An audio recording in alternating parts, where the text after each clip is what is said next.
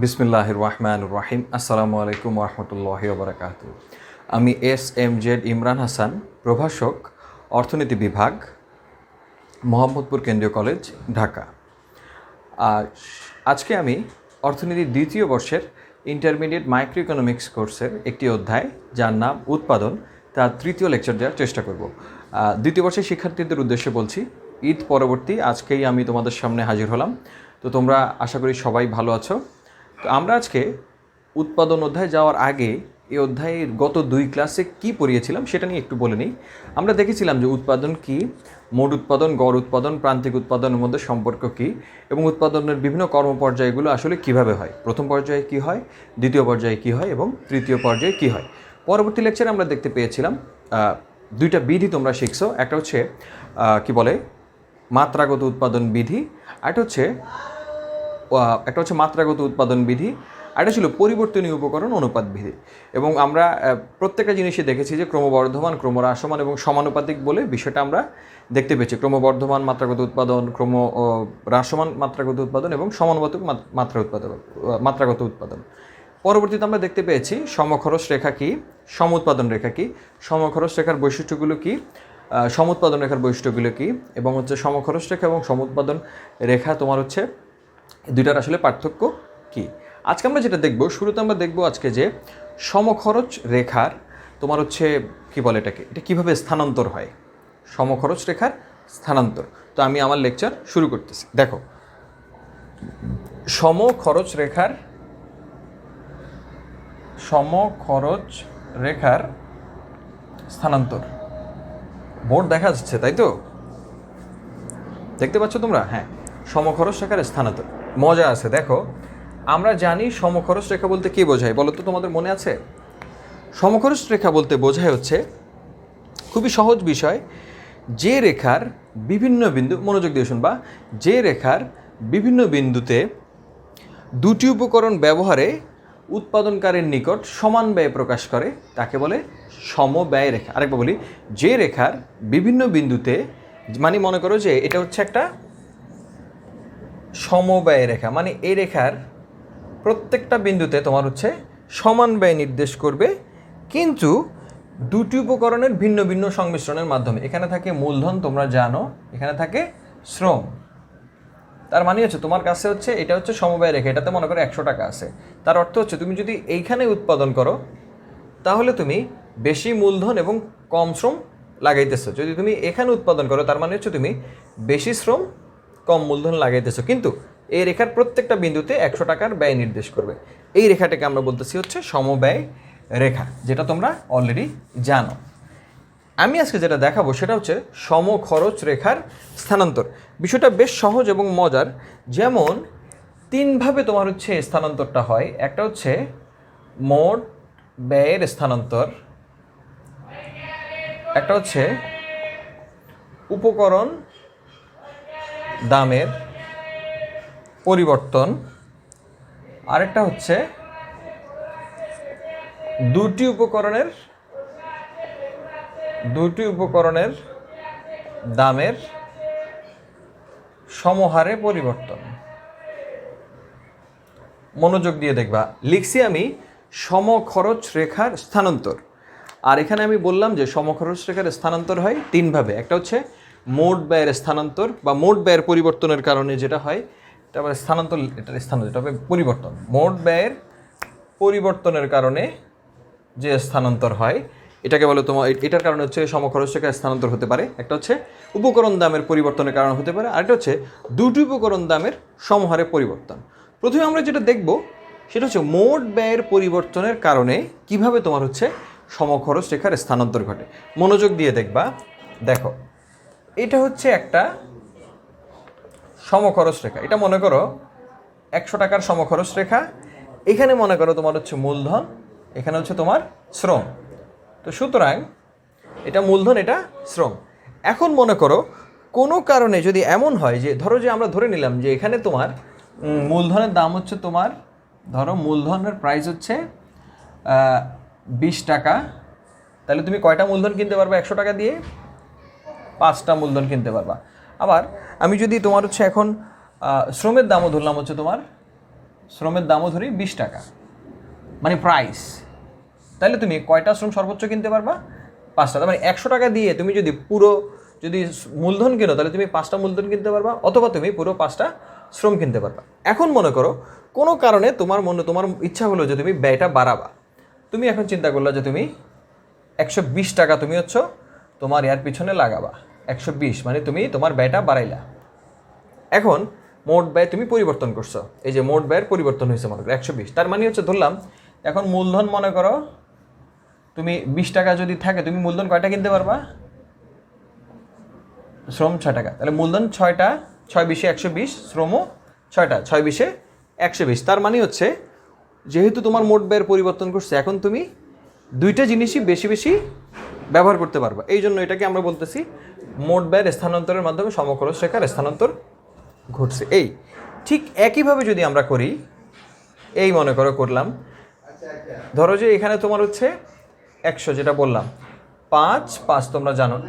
এখন মনে করো তোমার ব্যয়টা কমে গেছে, ধরো তুমি ব্যয় কমাইছো 80 টাকা মনে করো, এখন তুমি উপকরণের পিছনে ব্যয় করবা। সুতরাং 80 টাকা যদি হয়, তোমার কিন্তু মূলধন তোমার 20 টাকা, শ্রম 20 টাকা। এটা কিন্তু চেঞ্জ হবে না, কারণ আমরা এখানে উপকরণের কোনো পরিবর্তন করি নাই, দামের মোট ব্যয়ের পরিবর্তন করছি, তাই তো। সুতরাং 5 20 100, 5 20 100, যেহেতু তোমার 100 টাকা আছে এখানে। এখন 80 টাকা যদি হয়, ধরলাম এটা 80 টাকার, 80 টাকা হলে 20 টাকার মূলধন, 80 টাকায় কয়টা পাবা? 4টা। 20 টাকার শ্রম, 80 টাকা পাবা 4টা। তার মানে এটা নিচে নেমে গেল। তার মানে এইটাকে বলে মোট ব্যয়ের পরিবর্তনের মাধ্যমে সমখরচ রেখার স্থানান্তর কিভাবে হচ্ছে। আমার মনে হয় বিষয়টা তোমরা পরিষ্কার। আরেকবার বলি, মানে আমরা দেখাতে যাচ্ছি যে সমখরচ রেখার আসলে স্থানান্তর কিভাবে ঘটে। সমখরচ রেখার স্থানান্তর আসলে কিভাবে ঘটে। তো তোমরা দেখলা যে প্রথমে তুমি 100 টাকা তোমার হাতে ছিল মোট ব্যয়, তো তুমি চিন্তা করলে যে না, এখন আমি ব্যয়টা বাড়াবো আমার জিনিসের উপর। তুমি দেখলে ব্যয়ের পরিবর্তন ঘটলে তোমার মূলধন এবং শ্রম একটা করে তোমার বেড়ে যায়। আবার ব্যয় যখন তুমি আরেকটু কমিয়ে দিয়েছো, তখন একটা একটা করে কমে যাচ্ছে। এটাকে বলা হচ্ছে মোট ব্যয়ের পরিবর্তনের মাধ্যমে সমখরচ রেখার কীভাবে স্থানান্তরিত হয়। এখন আমরা যেটা দেখব সেটা উপকরণ দামের পরিবর্তনের মাধ্যমে কিভাবে তোমার সমখরচ রেখায় স্থানান্তর ঘটে।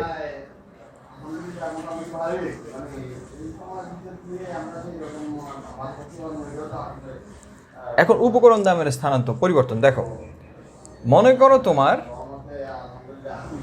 এই যে ধরো এটা 100 টাকা, আমরা জানি যে তোমার এভাবে ছিল যে তোমার ধরো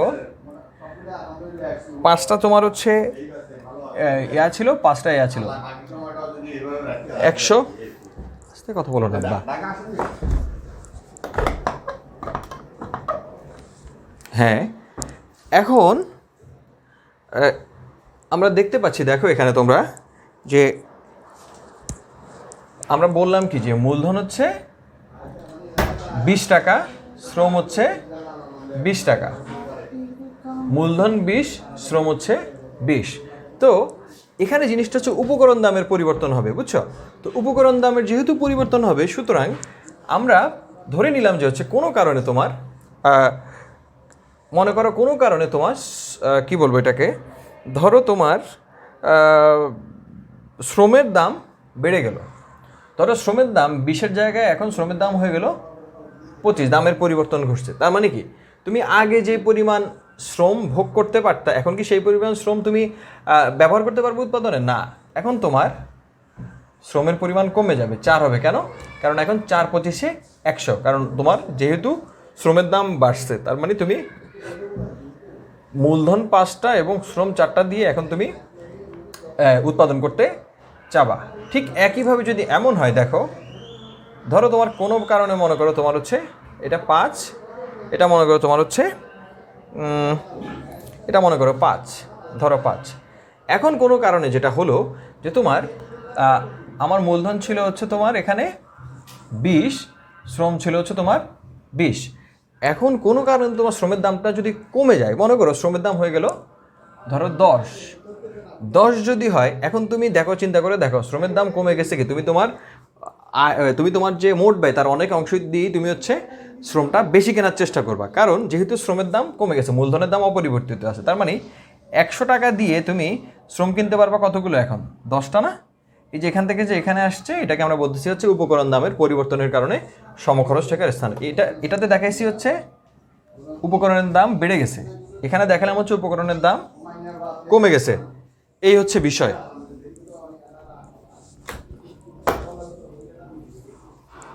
আমি কি বোঝাতে পারলাম? তোমরা কি বিষয়টা দেখতে পাচ্ছ? দেখো তো, মানে এখানে যেটা আমি বোঝাতে চাইছি সেটা হচ্ছে এখানে হচ্ছে তোমার মূলধন, এখানে হচ্ছে তোমার শ্রম। সুতরাং শ্রম এবং মূলধন আমি এখানে যেটা দেখাতে চাইছি সেটা হচ্ছে তোমার উপকরণের দাম যদি পরিবর্তন ঘটে তখন তোমার হচ্ছে তোমার সমখরচ রেখার স্থানান্তর করাটা আসলে কিভাবে হয়। এখন আমরা তোমার হচ্ছে সর্বশেষ জিনিসটা দেখব, সেটা হচ্ছে দুটি উপকরণের দামের সমহারে পরিবর্তন ঘটলে সমখরচ রেখার আসলে কি পরিবর্তন হয়। মনোযোগ দিয়ে দেখো।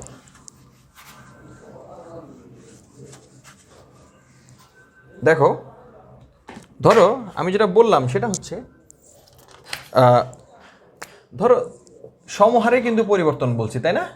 ধরো শুরুতে তুমি ছিলা, তোমার কাছে 100 টাকা আছে, তাই না?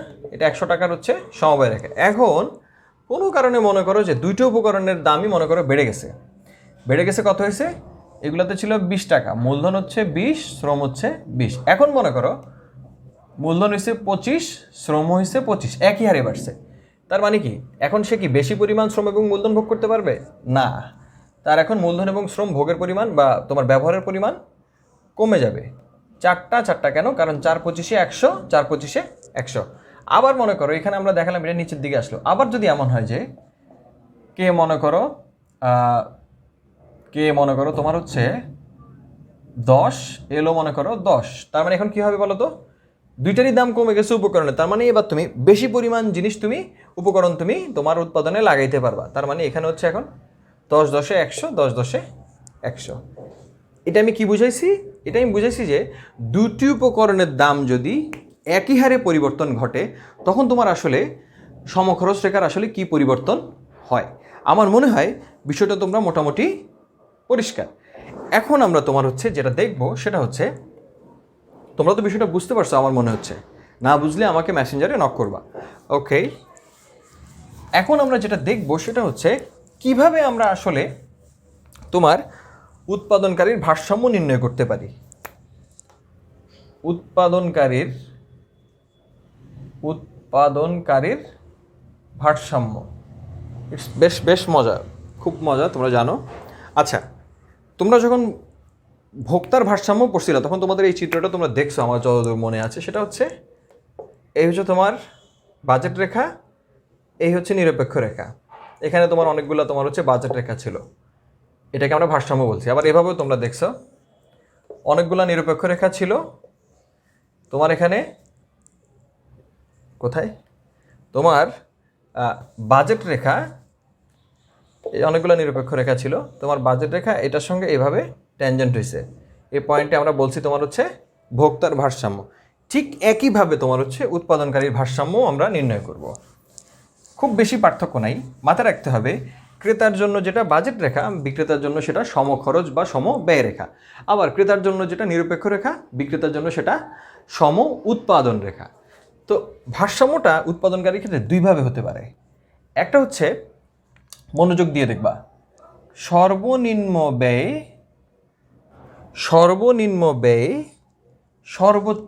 সর্বনিম্ন ব্যয় তোমার, না এটা নাই, দেখি এটা হচ্ছে নির্দিষ্ট ব্যয়ে সর্বোচ্চ উৎপাদন। আরেকটা হচ্ছে তোমার নির্দিষ্ট উৎপাদনের জন্য সর্বনিম্ন ব্যয়। নির্দিষ্ট উৎপাদনের জন্য নির্দিষ্ট ব্যয়ে সর্বোচ্চ উৎপাদন। আরেকটা হচ্ছে তোমার সর্বনিম্ন ব্যয়ে নির্দিষ্ট উৎপাদন। দেখি তোমরা বুঝছো কিনা। সর্বনিম্ন ব্যয় নির্দিষ্ট উৎপাদন আর হচ্ছে নির্দিষ্ট ব্যয়ে সর্বোচ্চ উৎপাদন। That is the big difference between two case, I think. নির্দিষ্ট ব্যয়টা ফিক্সড, ওই ব্যয়ে তোমার কাছে 100 টাকা আছে, এই ব্যয় তুমি সর্বোচ্চ কী পরিমাণ উৎপাদন করতে পারবা, সেটাই হবে তোমার উৎপাদনকারী ভারসাম্য। আবার সর্বনিম্ন যেই ব্যয় সেটা দিয়ে তোমাকে বলছে তোমাকে নির্দিষ্ট 100 কেজি উৎপাদন করতে হবে, 50 টাকা দেওয়া আছে ফিক্স, সর্বনিম্ন ব্যয় হচ্ছে 50 টাকা, এটা দিয়ে তুমি 100 উৎপাদন করতে হবে যেহেতু নির্দিষ্ট উৎপাদন দেওয়া আছে। এখন আমরা এই দুই ক্ষেত্রে কিভাবে আমরা তোমার হচ্ছে ভারসাম্য নির্ণয় করব সেটা আমরা দেখি। প্রথমে দেখো নির্দিষ্ট ব্যয় সর্বোচ্চ উৎপাদন, এটার জন্য যেটা করতে হবে সেটা হচ্ছে আমরা নির্দিষ্ট ব্যয় বলছি না, যে ব্যয়টা দিয়ে দিলাম নির্দিষ্ট, এটা মনে করো তোমার হচ্ছে, এটা কী বলবো, এটা মনে করো তোমার 200 টাকা বা 300 যাই হোক একটা টাকা। তো নির্দিষ্ট ব্যয় সর্বোচ্চ উৎপাদন, এই ব্যয়টা নির্দিষ্ট, সুতরাং এখানে আমরা এখন 3টা মনে করো তোমার হচ্ছে সমুৎপাদন ব্যয় রেখা আঁকি। তো কোথায় ভারসাম্য হবে তোমরা বুঝতেই পারতেছো, নির্দিষ্ট ব্যয়ে সর্বোচ্চ উৎপাদন কোন জায়গায় হয়েছে, এই পয়েন্টে, যেই পয়েন্টে সমব্যয় রেখার সঙ্গে তোমার সমুৎপাদন রেখার ট্যানজেন্ট হয়, সবগুলো হচ্ছে সমুৎপাদন রেখা, মানে আইকিউ। কেন এখানে ভারসাম্য হবে, কারণ এই বিন্দুতে তো তোমার হচ্ছে কি বলে, এই বিন্দুতে তোমার নির্দিষ্ট ব্যয়ে সর্বোচ্চ উৎপাদন দেখাইছে, এবং আমরা জানি ভারসাম্য কোথায় হয়, যখন তোমার হচ্ছে তোমার সমুৎপাদন রেখা সমবায় রেখার সঙ্গে ট্যানজেন্ট হয় এবং হচ্ছে তোমার সমুৎপাদন রেখাটা উত্তলাকৃতির হয়, বাম থেকে ডান দিকে উত্তলাকৃতির হয়। সুতরাং এটা হচ্ছে তোমার আমাদের নির্দিষ্ট ব্যয় সর্বোচ্চ উৎপাদনের একটা চিত্র। এখন সর্বনিম্ন ব্যয় নির্দিষ্ট উৎপাদন, সেটা কীভাবে একবার দেখো, 2 নাম্বারটা দেখো, সেম জিনিস। এখানে বলছে কি সর্বনিম্ন ব্যয় নির্দিষ্ট উৎপাদন, তার মানে উৎপাদনটা নির্দিষ্ট, তার মানে এখানে কি এই রেখা কি উৎপাদন দেখায় না, উৎপাদন দেখে হচ্ছে সমুৎপাদন রেখা, তার মানে এটা হচ্ছে নির্দিষ্ট। এবার তুমি একটা নিরপেক্ষ সমুৎবায় রেখা আঁকলা, একটা সমবায় রেখা আঁকলা, আর একটা সমবায় রেখা আঁকলা, কোন জায়গাতে তোমার হচ্ছে ট্যানজেন্ট হয়েছে, এই জায়গাতে। তার মানে আমরা বলতে পারি যে তোমার এইখানে তোমার হচ্ছে হবে, এখানে তোমার হচ্ছে ভারসাম্য হবে। কেন, কারণ এখানে সর্বনিম্ন ব্যয়ে নির্দিষ্ট উৎপাদন হয়েছে, এবং তার চেয়ে বড় কথা হচ্ছে এই বিন্দুতে তোমার হচ্ছে সমবায় রেখা তোমার আইকিউ রেখার সঙ্গে ট্যানজেন্ট হয়েছে, বুঝছো? মানে দুইটা চিত্রই অলমোস্ট সেম। একটাতে তোমার হচ্ছে একটা হচ্ছে যখন বলবে নির্দিষ্ট ব্যয়, তার মানে এটা হচ্ছে ফিক্সড, আর যখন বলবে হচ্ছে তোমার নির্দিষ্ট উৎপাদন, তখন এটা হচ্ছে ফিক্সড। নির্দিষ্ট ব্যয় যখন বলবে তখন এটা ফিক্সড, আর নির্দিষ্ট উৎপাদন যখন বলবে তখন এটা ফিক্সড। এটা বললে তোমরা এখানে একটা রেখা আঁকবা, উপর দিয়ে একটা দিবা, তাইলেই হবে। আর যখন বলবে তোমার নির্দিষ্ট ব্যয় সর্বোচ্চ উৎপাদন, তখন এখানে একটা দিলা, এখানে একটা দিলা, এখানে একটা দিলা, এই ইটস সিম্পল। আমার মনে হয় বিষয়টা তোমরা পরিষ্কার। এখন আমরা তোমার হচ্ছে একটা চমৎকার জিনিসে আসবো, সেটা হচ্ছে যে তোমাদের যদি পরীক্ষায় আসে যে তোমার সমুৎপাদন রেখা এবং সমখরচ রেখা যদি ট্যানজেন্ট হয়, তাহলেই কি উৎপাদনকারীর ভারসাম্য হবে? বিষয়টা হচ্ছে না, এর একটা ব্যাপার আছে। প্রশ্নটা আমি একটু মুছি, তোমরা একবার দেখে নাও বোর্ডটা।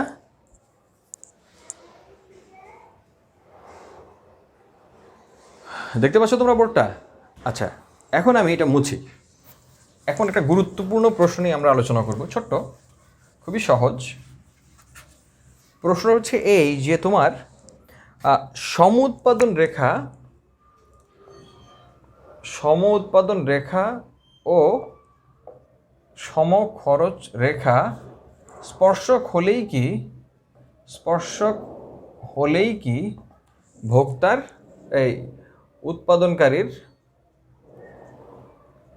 ভারসাম্য হবে?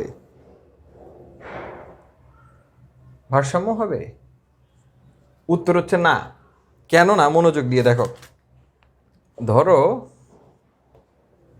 এই হচ্ছে একটা তোমার আমার সমবায় রেখা, ঠিক আছে? এখন আমি এখানে একটা তোমার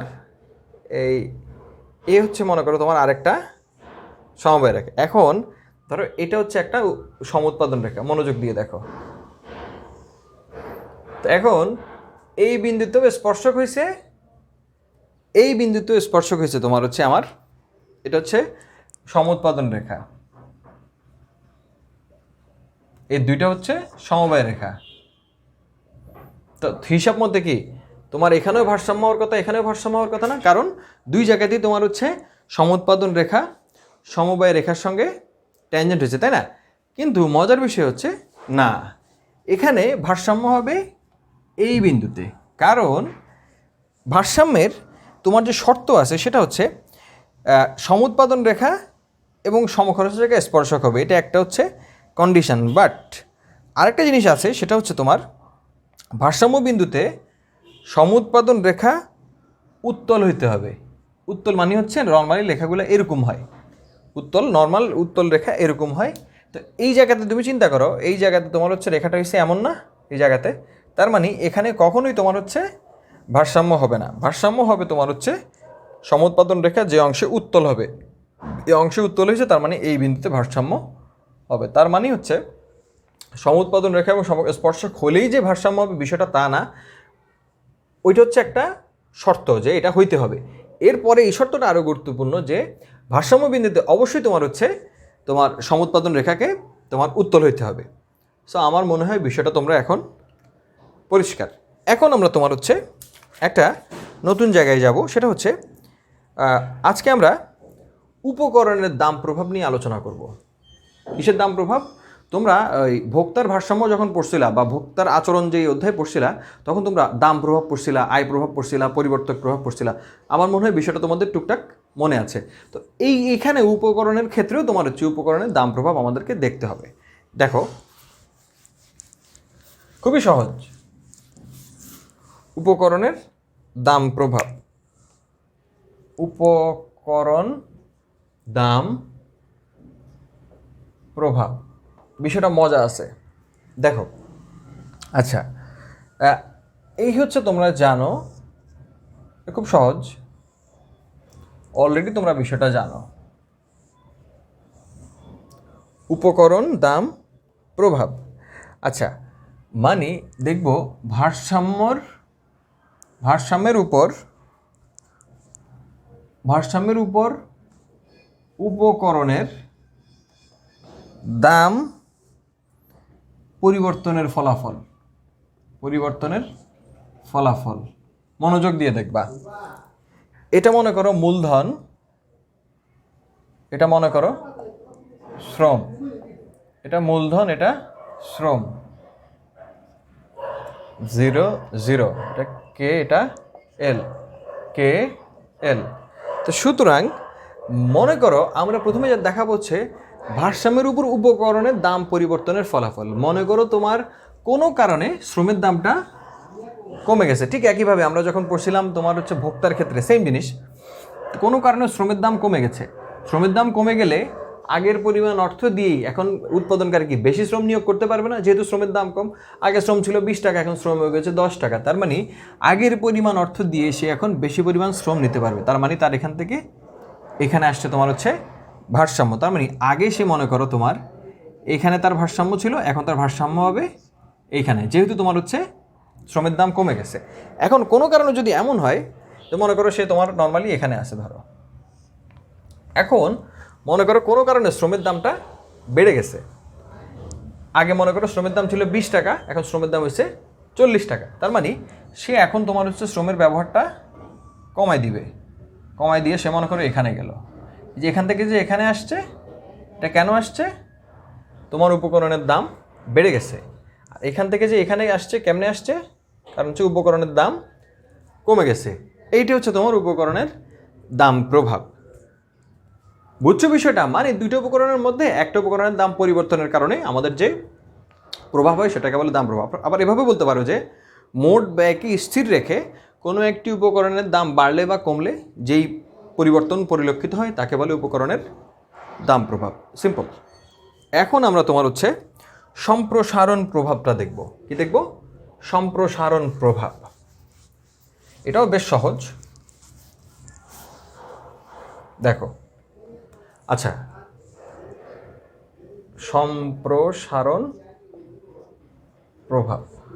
সম্প্রসারণ প্রভাবটা আসলে কি সেটা তোমাদের বুঝতে, একে বলে এক্সপ্যানশন এফেক্ট, কিছুই না আসলে। সম্প্রসারণ প্রভাব হচ্ছে, মনে করো এটা হচ্ছে তোমার একটা সমব্যয় বা সমখরচ রেখা, এই হচ্ছে তোমার একটা ভারসাম্য, এটা আরেকটা সমব্যয় রেখা, এই হচ্ছে আরেকটা সমুৎপাদন রেখা, এটা আরেকটা তোমার সমব্যয় রেখা, এটা আরেকটা।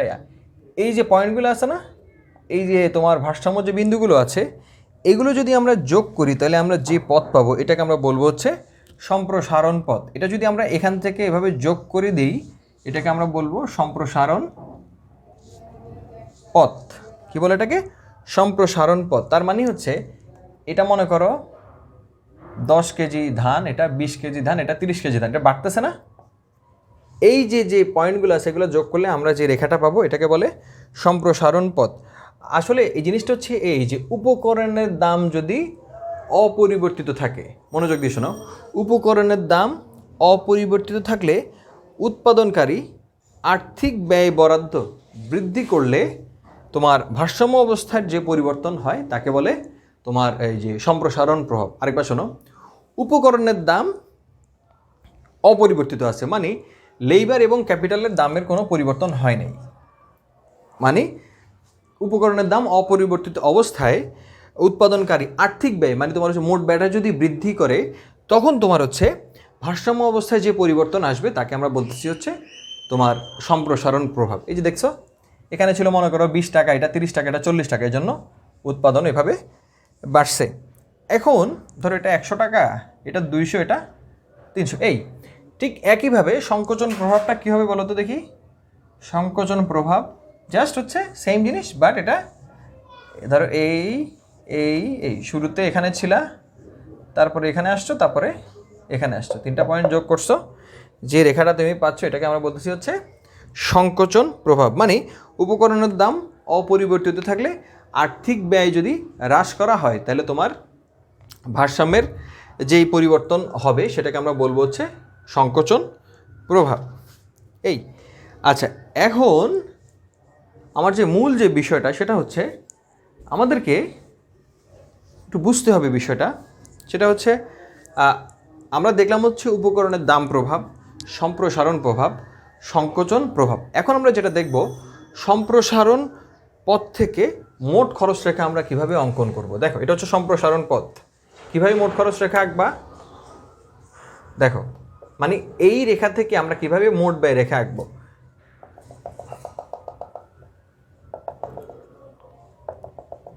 তিনটা পয়েন্ট যদি যোগ করি আমরা ভারসাম্য, এখান থেকে যদি করো বা এখান থেকে যদি করো, এটাকে আমরা বলতেছি হচ্ছে মোট ব্যয় রেখা। মোট ব্যয় রেখা এখানে হচ্ছে উৎপাদন ব্যয় হবে, আর নিচে হচ্ছে তোমার উৎপাদনের পরিমাণ। উৎপাদনের পরিমাণ এই এটা হচ্ছে উৎপাদনের পরিমাণ। এখন যেটা হবে আমরা কি দেখালাম? আমরা দেখালাম হচ্ছে সম্প্রসারণ প্রভাব থেকে আমরা কিভাবে মোট ব্যয় রেখা বা মোট খরচ রেখা অঙ্কন করতে পারি। এখন আমরা দেখব তোমার হচ্ছে উপকরণ দাম রেখার আকৃতি আসলে কেমন হয়। কি বললাম? উপকরণ দাম রেখার আকৃতি আসলে কেমন হয়। দেখো এটা একবার দেখে নাও, আমি মুছবো।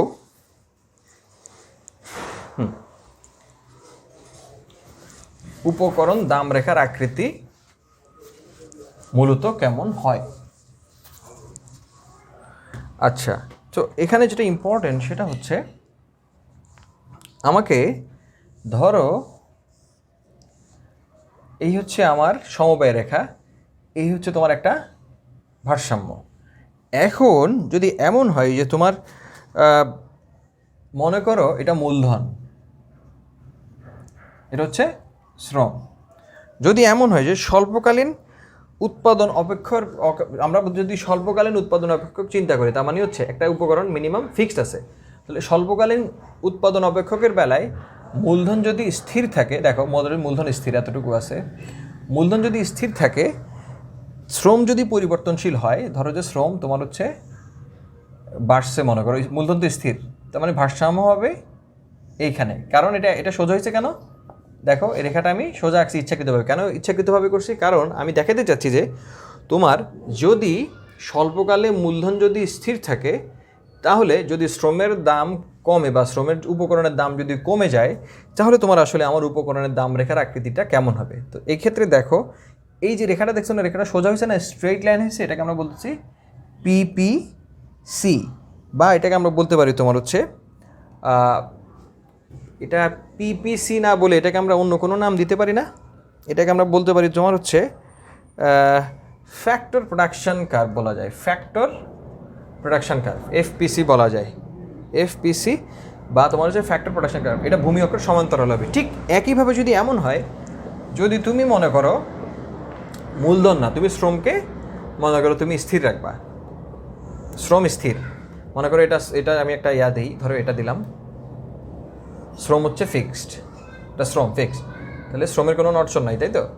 ঠিক একইভাবে তুমি যদি ভারসাম্য করতে চাও, তাহলে দেখো এবার এখান থেকে এখানে গেছে না, শ্রম কোনো নড়ছে না, নড়ছে কি তোমার হচ্ছে শুধু ক্যাপিটাল। তার মানে এই ক্ষেত্রে তোমার হচ্ছে আমাদের এফপিসি বা ফ্যাক্টর প্রোডাকশন কার্ভটা তোমার লম্ব অক্ষের সমান্তরাল হবে। এবার এটা তো স্বল্পকাল গেল, এবার দীর্ঘকাল, যেখানে সকল উপকরণ পরিবর্তনশীল, সেখানে কি হবে দেখো। দীর্ঘকাল নিয়ে কথা বলতেছি। দীর্ঘকালে শ্রম এবং মূলধন উভয় হচ্ছে পরিবর্তনশীল। মনোযোগ দিয়ে শুনবা। দীর্ঘকালে আমরা জানি উৎপাদনের সকল উপকরণ পরিবর্তনশীল। এক্ষেত্রে এফপিসি মানে ফ্যাক্টর প্রোডাকশন কার্ভ রেখা বাম থেকে ডানে ঊর্ধ্বগামীও হতে পারে, আবার বাম থেকে ডানে নিম্নগামীও হতে পারে। কারণ হচ্ছে দেখো কি, যেহেতু এটা তোমার হচ্ছে দুইটাই পরিবর্তনশীল, এটা ক্যাপিটাল, এটা লেবার। ধরো এভাবে হলো, দাম কমে গেছে তোমার হচ্ছে মনে করো লেবারের, তুমি এখানে আসলা, তার মানে এখান থেকে এখানে আসছো না, রেখাটা কেমন হলো তাহলে? এরকম না, বাম থেকে ডানে নিম্নগামী হয়েছে। আবার যদি এমন হয়, শুরুতে এখানে ছিলা, এরপরে তুমি মনে করো যে এখানে আসছো, রেখাটা ঊর্ধ্বগামী হলো না? তার মানে দীর্ঘকালে শ্রম এবং মূলধন দুইটাই যদি পরিবর্তনশীল হয়, তখন এফপিসি বা ফ্যাক্টর প্রোডাকশন কার্ভটা তোমার হচ্ছে বাম দিক থেকে ডান দিকে নিম্নগামী হতে পারে, আবার ঊর্ধ্বগামীও হতে পারে। তো আজকে আর আমি যাব না, আজকে যতটুকু দেখালাম দ্যাটস এনাফ। তো তোমরা মনোযোগ দিয়ে যতটুকু আমি দেখালাম ততটুকু বাসায় অধ্যয়ন করবা, ইনশাল্লাহ অনেক কিছু শিখতে পারবা। তো আজকে এ পর্যন্তই, ভালো থাকবা, সুস্থ থাকবা, আল্লাহ হাফেজ।